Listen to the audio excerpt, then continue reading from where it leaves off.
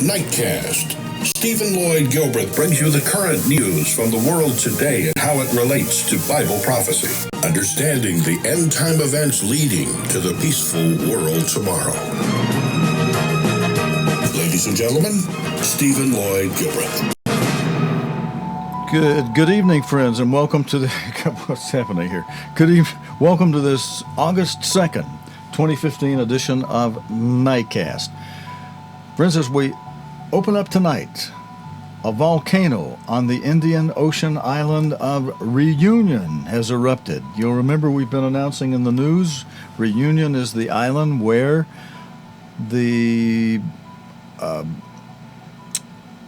the part of an airplane wing was found that is thought to be the MH370. And here on this island, as you can hear and see, it's spewing lava high into the air. It's the third time the Piton de la Fournaise, or Peak of the Furnace, volcano has erupted this year. Again, Reunion Island is where debris believed to be from the missing Malaysian Airlines flight MH370 was found on Wednesday of last week. And that's the video footage we have of that volcano erupting. And that debris, friends, that was found on the Indian Ocean island of Reunion is considered to be very likely from the missing flight MH370, a top Australian official has told the BBC. The wreckage, said to be a wing part, is being flown to France for analysis. Milton Nakasi spoke to Johnny Big, who found the debris. This is the eastern coastline of Reunion Island. This is exactly the place where the debris of an aircraft was found. Johnny Bagg, who works for the local council as a gardener looking after environmentally friendly places, shows me exactly where he found the plane debris. L'endroit où j'ai trouvé le débris d'avion là. So this is the place where I found the debris, over there. All around this place is where the debris was when I found it. The round bit was facing the ocean and the waves were coming up. As the waves were coming up, they were washing up the debris of the wing. So we pulled it up onto land. I thought immediately to the families. They were grieving. They do not know what happened to their families. If it's really his from that plane, they will perhaps be happy and sad in the same time because they lost their loved ones, but now they will have closure. And for now, Johnny Bagg and his colleagues are still searching for more clues in the area.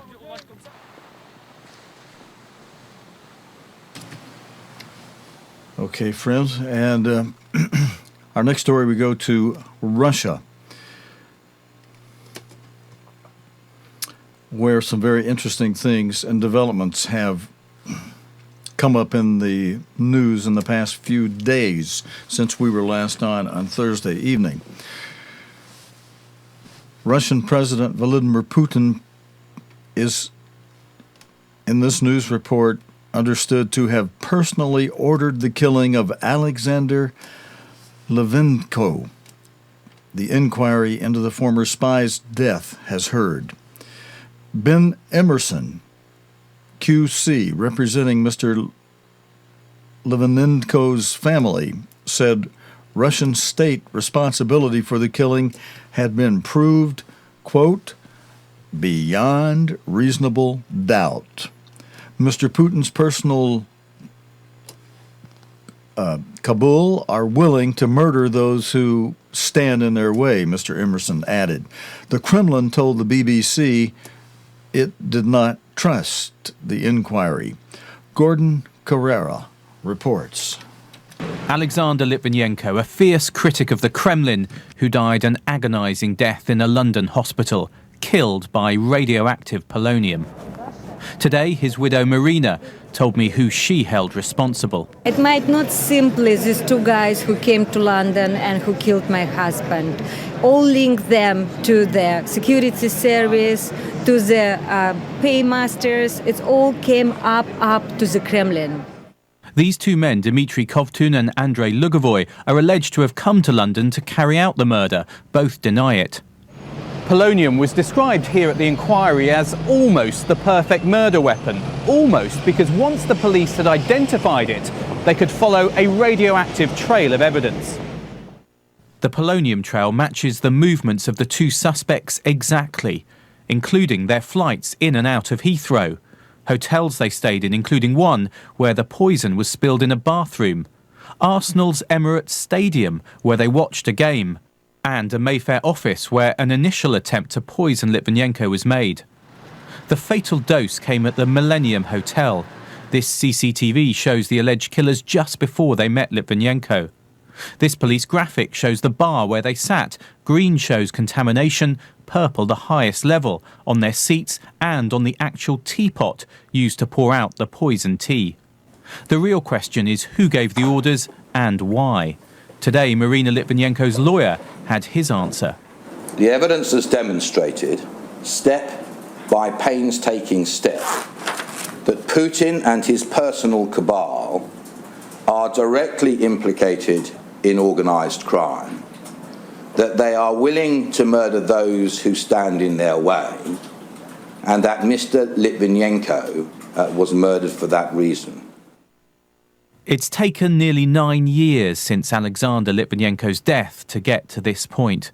The judge who chaired the inquiry says he will report by the end of the year.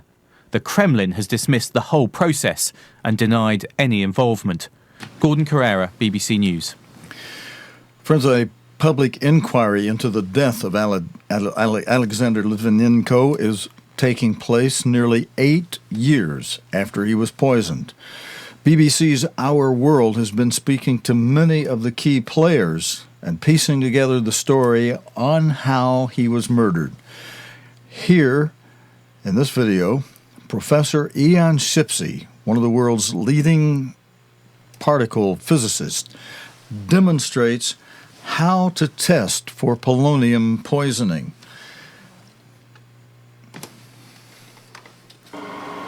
We take the blood and we place it into a vessel. We attach the vessel to a vacuum pump to remove all of the air. In that vessel is also a sensitive camera that can detect radiation if it's present in the blood. We attach the camera to a computer, and the output of the camera produces the trace that you see on the screen. This trace is the background level, and this peak is the signal. The location of the peak identifies the radioactive isotope present. Alden Marston first looked for gamma radiation and then noticed something very unusual, a small spike in the trace. By chance, the scientist who worked on the nuclear bomb program overheard the scientists discussing the results. He immediately recognized this as the small gamma ray spike of polonium because it used to be used to make nuclear bombs. Polonium is 100% deadly. It destroys cells, the immune system, and leads to organ failure throughout the body. Does it surprise you that he managed to recognize that gamma spike? For most people, it would be hard to do, but with the right experience, it's like recognizing an old friend's face in a crowd.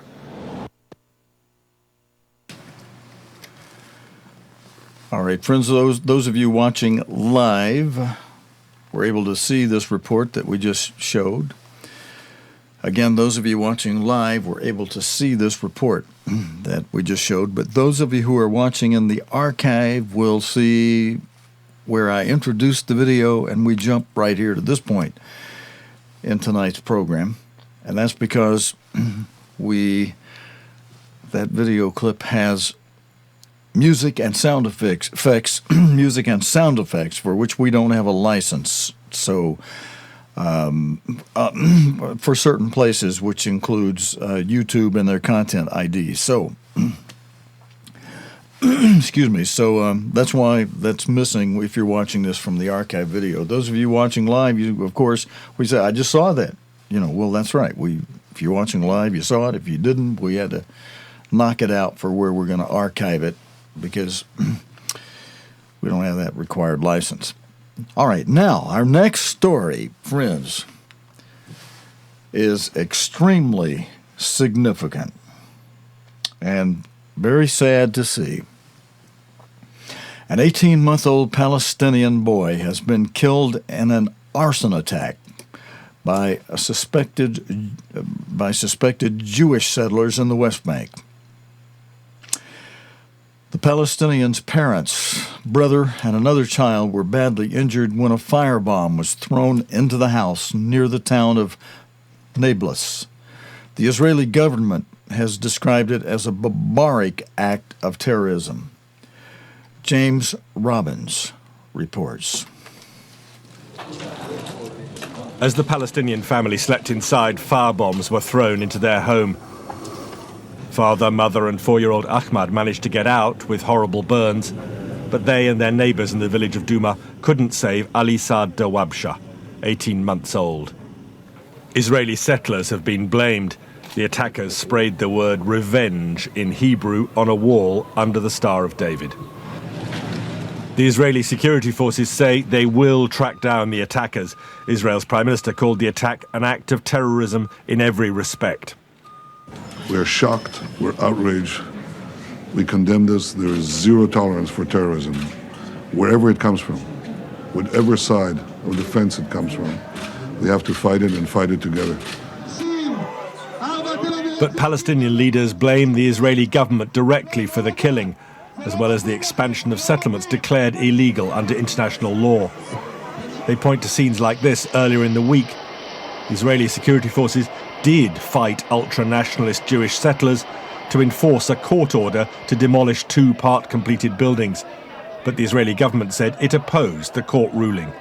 The brutal assassination that took place reflects the culture of hate and incitement that exists and nourished by the Israeli government. We hold the government of Israel fully responsible. Hundreds of people have been mourning 18-month-old Ali, pressing around his small body wrapped in the Palestinian flag, amid fears that this murder and everything which lies behind it could provoke further violence. James Robbins, BBC News. Friends, this is exactly what Israel doesn't need at this time, and perhaps, as we were pointing out in news reports from earlier this week, where Israel just in Tel Aviv celebrated a gay rights, or gay pride, rather, parade. And then there was one Jewish extremist who stabbed a few people. One of them, I saw a report today, said one of the teenage girls who was stabbed just died from the stab wound. And the fact that there are some people who, in Israel, attract enough people to hold a gay pride parade, that stinks in the nostrils of our Creator, who expects his people, especially Judah, but not Judah only, all of the tribes of Israel, he expects them to exonerate his name and his laws and his commandments and his judgments and his ways. And when his own people don't keep his ways, it makes God very, not only unhappy, it fills him with fury. And to help people repent, God will allow them to be punished, to be put in captivity, as he did once before, and he removes his hand as a protection, and Israel certainly needs that hand of protection of God, and it certainly gives Israel's enemies cause for criticizing Israel, as they are doing. And over this incident, Palestinian officials say Israel is, quote, fully responsible for the death of the infant who was killed in that arson attack, which is blamed on Jewish settlers in the West Bank. The only evidence they really have is that a Star of David and revenge in Hebrew was written on the side of the house. You have to ask the question, I mean, you at least have to ask the question because nobody's been caught yet. Could it have been some Palestinians who are educated and being able to read and write Hebrew? That's not outside the realm of possibility. But neither is it outside the realm of possibility that some Jewish extremist did it. The 18-month-old boy, it says here in today's news regarding this story, was killed in the nighttime attack on 2 homes in the village of Duma. His parents and brother suffered serious injuries. Slogans in Hebrew, including the word revenge, were found sprayed on a wall of one of the firebombed houses.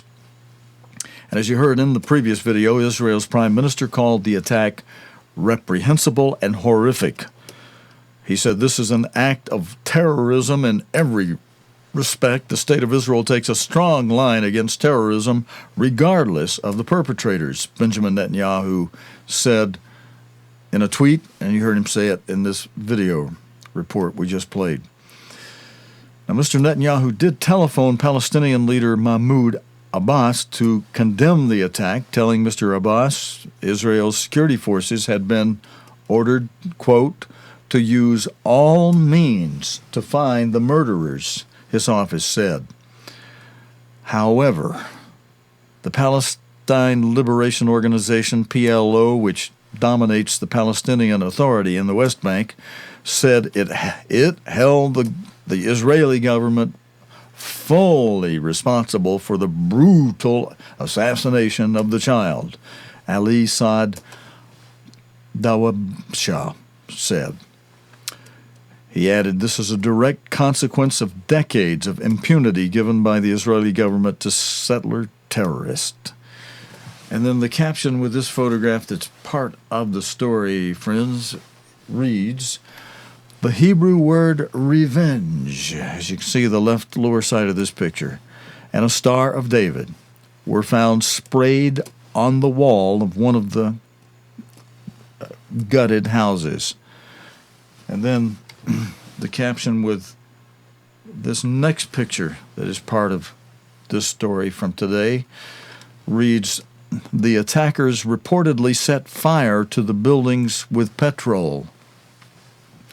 While it's unclear what the word revenge referred to, the incident resembles what have become known as price tag attacks. Price tag attacks. Such attacks usually involve acts of vandalism or arson by Jewish extremists as retribution for actions taken by the Israeli government against Jewish settlements or unauthorized outpost in the West Bank, or for violence by Palestinians.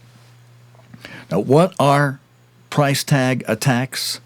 The name given to certain types of attack by militant Jewish settlers and their supporters in the West Bank and Israel. Such attacks commonly involve graffiti, including the words price tag, vandalism, arson, and destruction of Palestinian olive trees,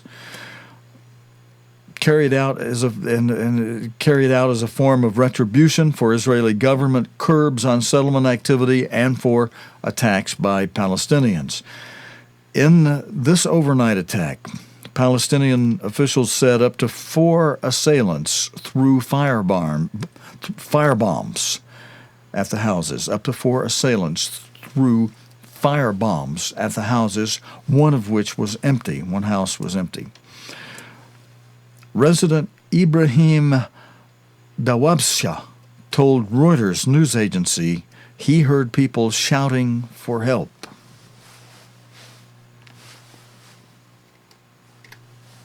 This crime is added to other crimes committed by the settlers. And frankly speaking, they are crimes committed by the Israeli government when it encourages settlements and illegal construction everywhere in the West Bank and Jerusalem. It is the Israeli government that encourages these settlers to carry out their deeds on a daily basis. This is a war crime and a crime against humanity at the same time, and therefore we will not remain silent at all. First of all, we've unequivocally condemned this terrible attack, and we've officially designated it a terrorist attack, a terrorist crime, which allows the law enforcement community, the security services, to act in a very aggressive way to bring the perpetrators to justice, and we will bring them to justice. I think if you look at when we've had similar crimes like this in the past, we've been very expeditious, very aggressive in putting people behind bars where they belong very, very quickly. The Israeli Prime Minister's spokesman and Palestinian president gave their reactions, as you just heard. And I have a quote here. It says, "We found the parents outside with burns. They said there was another son in the house. We brought him out, and then they said there was another boy inside, but we couldn't reach the bedroom because of the fire. He was left inside until rescue forces came." One of the nearby residents is reported as having said. The caption with this photograph part of this news story, friends, reads, "Hundreds of Palestinians, some urging revenge, attended Ali Saad Dawabsha's funeral." Ali Saad Dawabsha died at the scene. His mother, Riham, fathers Saad, and 4-year-old brother Ahmad have been airlifted to hospitals in Israel for special treatment. Pictures from the scene of the attack showed at least one of the buildings completely gutted, with only charred remains left.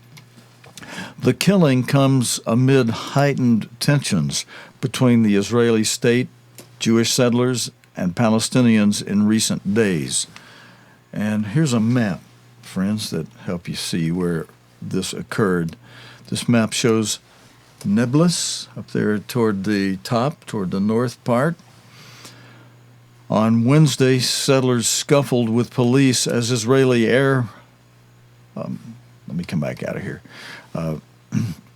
On Wednesday, settlers scuffled with police as Israeli authorities demolished 2 partially built blocks which the High Court had ruled were built illegally on Palestinian-owned land in the settlement of Bet El.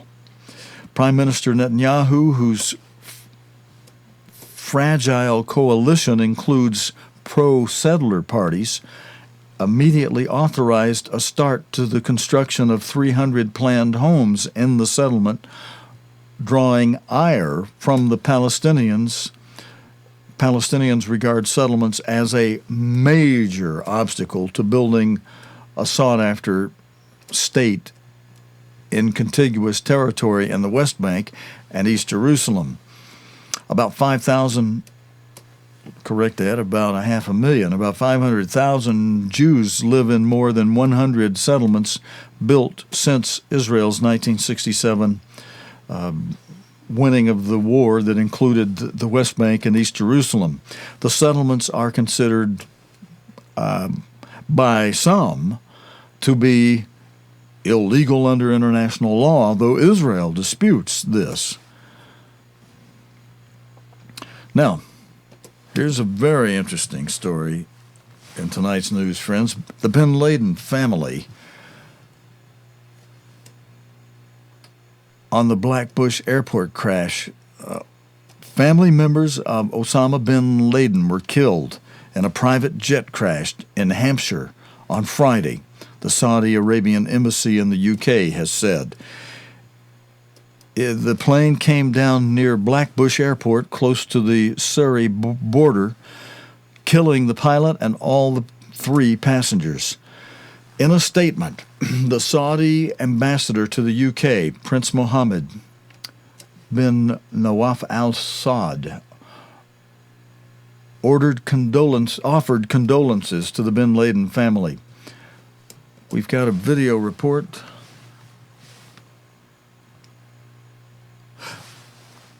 With Angus Crawford. Goodness. Moments after the crash, a fireball engulfing the aircraft, lines of parked cars also caught in the flames, a vehicle auction site just beyond the runway at Blackbushe, full of customers and staff. Emergency services were quickly on the scene and doused the fire with foam. Paramedics and an air ambulance were also called, but it was soon clear there would be no survivors.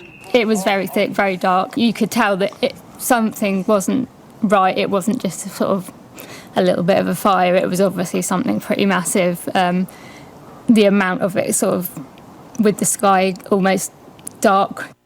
And this is the aircraft that crashed, an executive jet registered in Saudi Arabia. It flew in from Italy, but as it came into land, is thought to have overshot the runway, killing all 4 on board. None have been formally identified, but late last night on Twitter, the Saudi ambassador to the UK confirmed that members of the bin Laden family had been on board. He offered his condolences to the sons of the late Mohammed bin Laden and their relations for the grave incident of the crash of the plane carrying members of the family at Blackbushe Airport.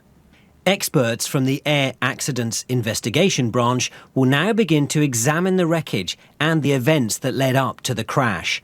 Local police say they also need help from the public. No one on the ground has been injured, and we would urge anyone with any information, including pictures or videos, to contact 101 and ask for Operation Kale. The bodies of the dead will be flown back to Saudi for formal burial rites, while at Blackbushe, investigators try to find out what caused their luxury jet to crash in the Hampshire countryside. Angus Crawford, BBC News. Okay, friends, I was just on the phone with, I'll explain this to you in a moment. Let's go to our next story first. One of the few remaining trams which survived the Hiroshima bomb has been restored to commemorate the 70th anniversary of the attack of Hiroshima and Hiroshima. What am I saying there? We'll get this straight in a moment. The tram has been repainted. Well, actually, this tram was just in one place. It wasn't on both of the attack places, but we're talking about the Hiroshima bomb and a tram that was at Hiroshima. This tram has been repainted its original colors, blue and gray, and has video testimony from survivors on board. After the blast, the city's tram system was back up and running in only 3 days. The BBC's Rupert Wingfield Hayes took a trip on the iconic tram through Hiroshima. Of August 6th, Japanese time, the first atomic bomb hit an enemy target. This has to be the most famous building in Hiroshima and one of the most famous in Japan. But many people outside Japan think the A-bomb dome is the only thing that survived in the middle of Hiroshima after the atomic explosion. That simply is not true.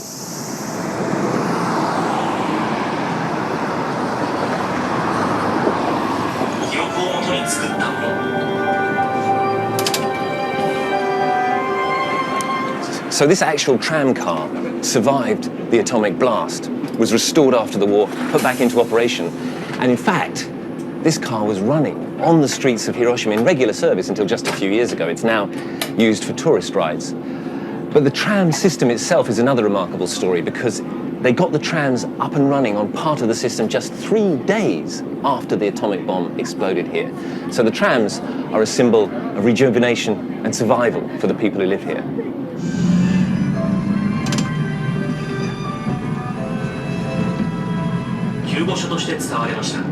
Quite a lot of other large buildings in the middle of Hiroshima actually survived, especially if they were made of reinforced concrete. And one of them was the Bank of Hiroshima. It's just down the street over here.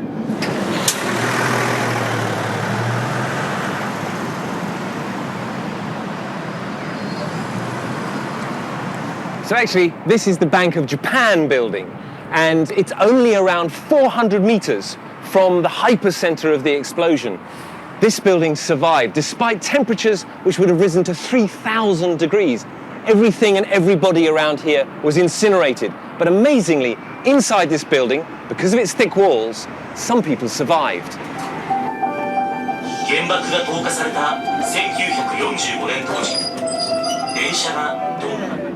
After the bombing, a lot of people here thought that Hiroshima would be an atomic wasteland, that nothing would grow here for 50 or maybe 70 years. But that too was wrong.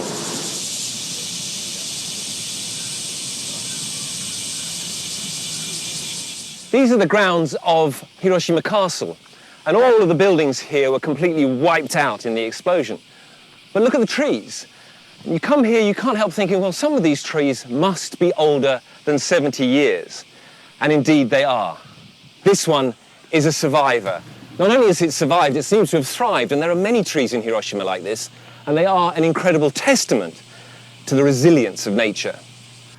You know, friends, it's very interesting that so many stories relate back to World War, round 2 of World War, and if you understand prophecy as God has revealed it through an end-time apostle who has been on the radio giving that often, and many of the images you see on both sides of this room relate to graphics that he had designed for some of the booklets on Revelation that he would talk about on the radio and on his television program.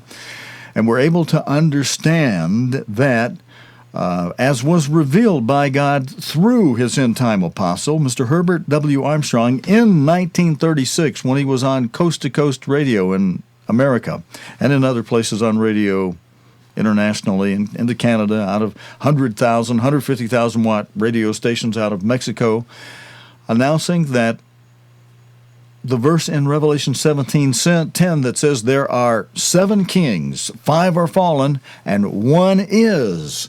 He was able to tell us in 1936 that the one that is was, hold on a second, let me switch my television bank button so that I can put this up on the screen.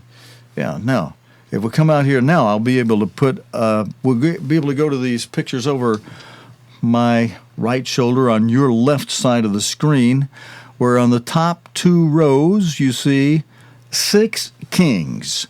Now, Revelation 17:10 says there are 7 kings. Well, that 7th king hasn't come along yet, so we only have pictures of 6 of them. And the verse goes on in the early part of the verse to say there are 7 kings, 5 are fallen. Now, the first one, Justinian, appeared on the scene to restore the imperial Holy Roman Empire. Let's go to his picture right there, Justinian, in 554 AD. Then following him, here's a portrait of the Pope crowning Charlemagne. He was the second of these 5 kings that are fallen. Then Ottoman the Great, he was the third of the 5 kings that are fallen. Then Charles V was the 4th king. And the last of the 5 kings that are fallen was Napoleon, who in the battle that preceded the Battle of Waterloo, when he lost that battle before Waterloo, it ended his reign as emperor, as the 6th head of the Holy Roman, as the 5th head of the Holy Roman Empire, and it put the Holy Roman Empire into the abyss, or into the pit, and ended 1,260 years of continuous reign from 554 to 1814 AD. Now, Napoleon did try to make a comeback. He garnered up an army and went into battle in Waterloo and made a grand effort, but he also had a grand failure. It was his second failure. First failure, he lost the empire. He ended the continuous reign, as I said, of 1,260 years from 554 AD to 1814 AD. But then in 1815 AD, he marched through France. He managed to scrounge up an army, and he went into Waterloo, and God was not with him, and the UK, they outmaneuvered him, and he lost that battle at Waterloo, that infamous battle at Waterloo. That was 1815, he lost that battle. 1814, he lost the previous battle that ended, as I said, the 1260-year continuous reign of the Holy Roman Empire, put the Holy Roman Empire into the abyss. But in a little over 100 years later, from 1814 to 1936, the Holy Roman Empire was just dormant. Wasn't completely ended, it was just dormant. And Mussolini was able to make a concordant with the Vatican. And after he marched into Ethiopia, came out victorious, he made the announcement that he was Il Duce. He had restored the Holy Roman Empire, Mussolini, and the man through whom God revealed that in 1936, as it happened, was Mr. Herbert W. Armstrong, one of the signs of a servant, because God opens up knowledge and information and seals through his servants to show the people who his servants are. Now, it's easy now for any of us to come after Mr. Armstrong and say, hey, this is what happened. But where did we get that? We got that from God through Mr. Herbert W. Armstrong. And God, through that, was showing us who his end-time apostle was and through whom he was giving doctrine and etc.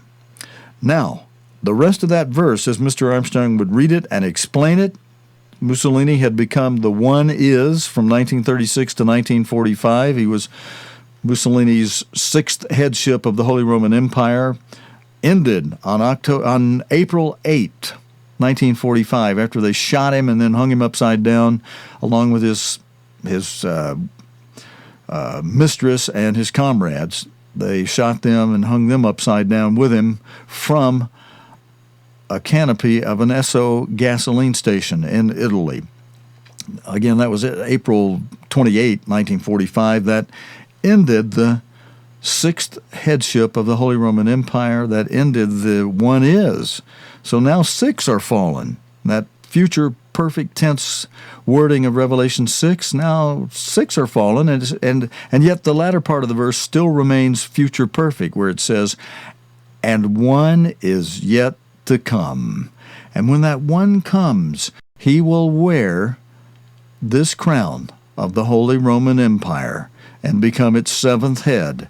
He'll wear that crown for its seventh and final time, for the seventh and final revision of the Holy Roman Empire, which will be, as Jesus Christ described it, the Great Tribulation, which will be round 3 of World War. It'll be a time of great martyrdom of God's saints. It'll be the time when 2 witnesses are testifying, 2 witnesses of God, and it'll be the time when those who are accounted worthy, hopefully many of you watching this program, those of you who do what Christ said do in Luke 21, verse 36, if you are watching the first 4 seals from the book of Revelation, let's see, let's get those up here. These seals right here, if you're watching the first 4 seals, as Christ said in the early part of Luke 21 to do, and you're praying from the bottom of your heart about the things you see happening to people through these seals, religious deception, war, famine, and disease epidemic, and also all kinds of seismic activity killing people with commotions in the air, commotions on the ground, gale force winds of all kinds, and earthquakes and volcanic eruptions and wildfires and floods, etc. And trouble. Christ said there would be, in Mark 13:8, he said there would be terike, trouble, roiling water, both literally and figuratively, mobs, seditions, all leading up to, but not yet the mega trouble, the great tribulation of the 5th seal, the next major event in prophecy to be happening, the 5th seal. When that happens, there will be a 7th and final head of the Holy Roman Empire. All of that's coming together now in Europe, because these events that are causing all kind of economic upheaval there, Mr. Herbert Armstrong explained to us the 3 elements that would very likely be involved that will cause Europe to form itself together and to eliminate the excess and come out with just 10 nations, 5 from the east, 5 from the west. European nations, not the whole world, not some design somebody's put together saying, here are your 10 divisions all around the world. No, it's not. The prophecy says it'll be showing on the feet of Daniel. Let's come out. Let's go up to that. We can either go to one in the studio here on the floor, or we can go to the one up above my head. Let me find a shot that'll take us to one or the other. I think I got a button for that. Over. Let's go up. Here's the statue that King Nebuchadnezzar saw in his dream that troubled him, and he wanted somebody to interpret that dream, but he refused to tell what the dream was because he knew as soon as he did that his magicians would just make up some interpretation and tell him, "This, O king, is what your dream means." He said, "No, if you really know what the dream means, you'll be able to also tell me what the dream was." And there was no man except Daniel to whom God revealed both the dream and the interpretation, the meaning of the dream. And when Daniel was able to tell the king what the dream was, "Oh, King Nebuchadnezzar, you saw this great statue that had a head of gold." As soon as he said those words, he knew Daniel had a connection with a great God who was able to reveal the dream that Nebuchadnezzar had to this man Daniel.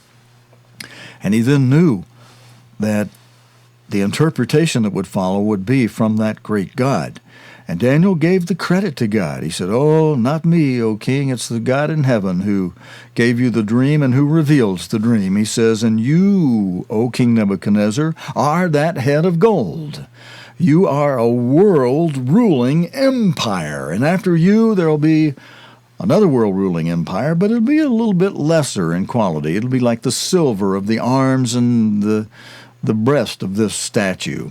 You know, it'll be world-ruling, but won't be as fine as you. It'll be a little less, it'll be a little inferior.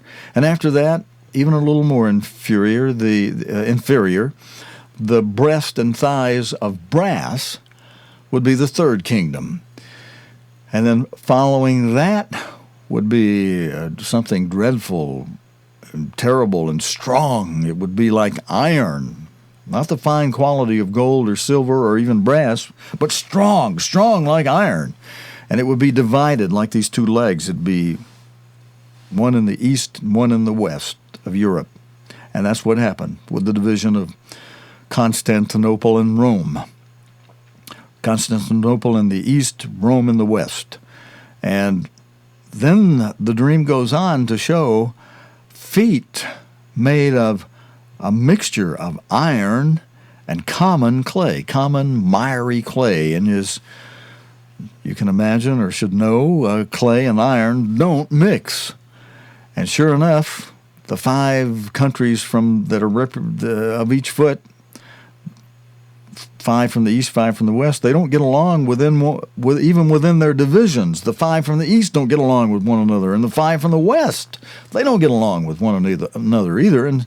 And naturally, the east and the west don't get along. But for a moment in time, some crisis will cause those 5 from the east, 5 from East Europe, and those 5 from the west, 5 from West Europe.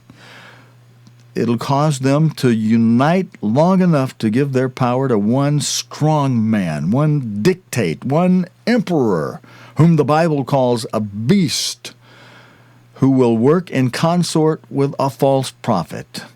And it'll be the restoration of the Holy Roman Empire. And for the Holy Roman Empire, the Roman Catholic Church is always connected with it, and the Vatican sends over the Pope to hold the coronation ceremonies and crown the head, the emperor of the Holy Roman Empire. They've been doing it in Frankfurt, Germany, in the Kaiser's Hall, the Emperor's Hall, which has been rebuilt, was bombed out toward the end of World War II, but rebuilt thanks to the Americans and the Marshall's Fund, rebuilt according to the old architecture, and as many of the statues they could find and portraits and redesigns of portraits of all the kings and emperors who were crowned in the Emperor's Hall in Frankfurt, Germany, have been put back in that building, and that building says they're ready now for the coronation ceremony where the Pope will come and crown the 7th and final head of the Holy Roman Empire. We don't know who that is yet, but we do know that, as pictured on these pictures on the wall behind me, I put it forward there for you a moment ago. let's see, let's stay there and go. Crown right here. That seventh and final head of the Holy Roman Empire will wear this crown. And when that happens, friends, all hell will be breaking loose. It'll be the great tribulation, as Christ termed it, will be a time so bad that, as Christ put it, no time since the beginning of the world to this time coming in the great tribulation has ever been as bad as it's going to be, no, nor ever after. So it's a time that's so bad, nothing before it and nothing after it will ever again, thankfully, be as bad. All right, that's a summary of what is coming and a lot of this news that we've just been having today and in the past several weeks and months about events related to World War, from World War II and World War I.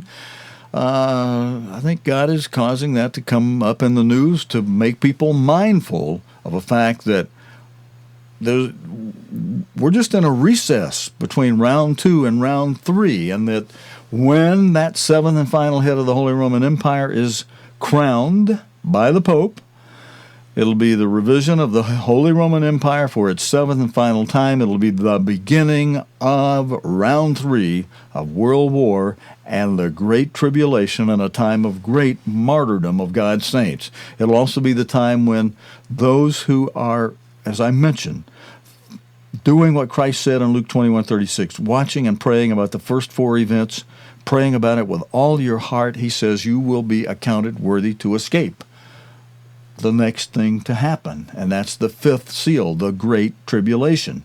You can escape it? How? He's going to take you, as he says, on 2 wings of a great eagle. Now, he may be speaking symbolically, or he could have a great eagle design for each person he takes. To pick them up with their claws, I'm speaking with a man today who told me about how a lot of his ducks have been missing. He said owls have been swooping down at night, grabbing the ducks with their claws and flying off with them. He said, big owls. I said, wow, yeah, they do it quietly. They don't make a whole lot of noise about it. They just swoop down, grab the duck, and off they go. Oh, God could have, just like the big fish he made for Jonah, he could have big eagles made to grab those who are accounted worthy and fly them to a place of protection, nourishment, final training, safety, a place that he describes to be in a Tri-City area just east of Israel, in Jordan area, between the land of Ammon, the children of Ammon, and Edom, and it's in Daniel 11, verses 40, 41, 42. I'm blinking out, and I'm wanting to sign off, but I think some of you probably say, well, tell me, what's that third city you triangulate? Well, you can find it in Daniel 11, verse 40, 41. I'll tell you real quick. I flipped there for you. Talking about the king of the north shall enter into the glorious land. That's talking about Jerusalem, and many countries shall be overthrown. But these are the only areas of the whole world outside the reach of this beast, the king of the north, to come during the great tribulation. These shall escape out of his hand, even Edom, Moab, and the chief of the children of Ammon. So that triangulation area, I've put a map up here for you before. Maybe I'll try to have that for you. What's tonight? Sunday night? Maybe we can have that on tomorrow night, Monday night. Oh, I'm supposed to get on the, sometime this week I need to get on for you the political advisor to the former Iranian president who was saying we tricked you. But, even the present president has just come out and said that. I got to get that video clip for you, too. You got to see what's happening. Iran is already saying, America, you're weak. You goofed up. You made a deal with us to your own hurt. And amazing how they speak out. But they were warned. George Shultz, former Secretary of State for the United States, back in November 2013, just after the Geneva first talks with Iran, he said, hey, they're great rug merchants. You can't trust them. They will smile at you, encourage you on, and whoosh, cut your throat. That's the former Secretary of State. But the current Secretary of State, his daughter married an Iranian, and hey, blood is thick, you know. And Obama, his connections, and naivete, and friends, it's not. You know. Yes, there's bad leadership in America, but you can't just blame the bad leadership. How did you get the bad leadership? You got it because of your sins, your failure to keep God's Sabbath, your failure to keep God's commands, including those regarding morality and not committing adultery or fornication, and even the and trying to.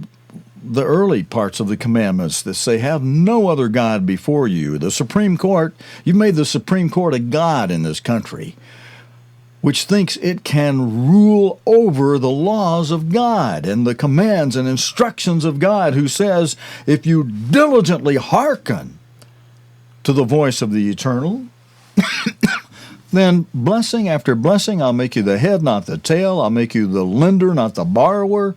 5 of you will chase 100. 100 of you will put 10,000 to flight. On the other hand, God says halfway through each chapter, Leviticus 26 and Deuteronomy 28, he says, if you don't obey me, and he's speaking primarily to the house of Israel, and the house of Judah too. To Judah, you're in there too, because you're going to be punished for your disobedience and your gay pride parades. God says, if you don't obey me, then it's cursing time. I'll make you the tail, not the head. I'll make you the borrower, not the lender. Your enemies will chase you, and I'll break the pride of your power. And further, God says through the prophet Ezekiel, if you continue to disobey me, all of your cities will be laid waste. And the son who takes preeminence, who was great preeminence in the latter days, was given to Israel's son, Jacob, whose name was changed to Israel, was given to Israel's son, Joseph. And the 2 sons of Joseph, and the blessings given to his sons, Ephraim and Manasseh, the United Kingdom and the United States respectively. God says, if you don't obey me, all of your cities will be laid waste. That could never happen until August 1955, when the hydrogen bomb, great nuclear power, was developed that can destroy whole cities. And so, friends, if we don't repent of having allowed our judges and put people into office who are sickeningly disobedient and disrespectful of the Creator, then we've sealed our fate. One morning, if you wake up, you'll find all of your cities laid waste, destroyed. Much worse than Hiroshima, because Hiroshima was only destroyed with atom bombs. Atom bombs are merely the trigger for a hydrogen bomb. And God has given the warning. It's time for people to wake up, to tell your leaders, we don't want these crazy laws changing marriage to same-sex individuals, which God says is absolutely perverse. Friends, that's it for this Sunday night report. I've got a very sore throat that I'm going to have to go nurse. And God willing, and the creek don't rise, we will see you again tomorrow night. I will close with this, though. If you missed it over the weekend, where we had the the blue moons, when 2 full moons are seen within a single calendar month, the second one is called a blue moon. It's a quirk arising from the interaction of the lunar cycle around 29 and a half days and the human calendar, in which months range from 28 to 31 days long. The next blue moon is not due until 2018. But here's an as we sign off, friends, here's some video from the blue moons we had just a few days ago this weekend.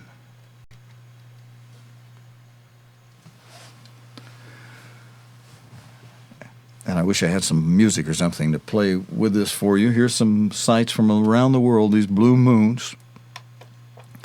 I could either try to sing you the song Blue Moon, but I think maybe better than that. I'll just tell you that as the news lead into this says, there's been a rare opportunity to witness a unique lunar event in the night sky, a so-called blue moon.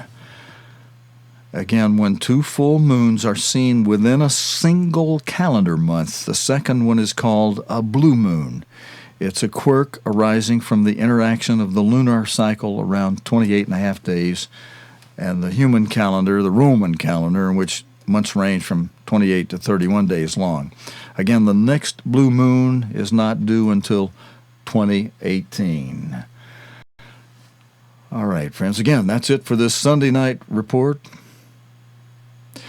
God willing, and the creek don't rise, friends. We'll be back again tomorrow night, Monday night, with the day's current news related to the Bible and prophecy here on Nightcast. Until next time, your host, Stephen Lloyd Gilbert, saying, Blue moon, you've got me saying a prayer for...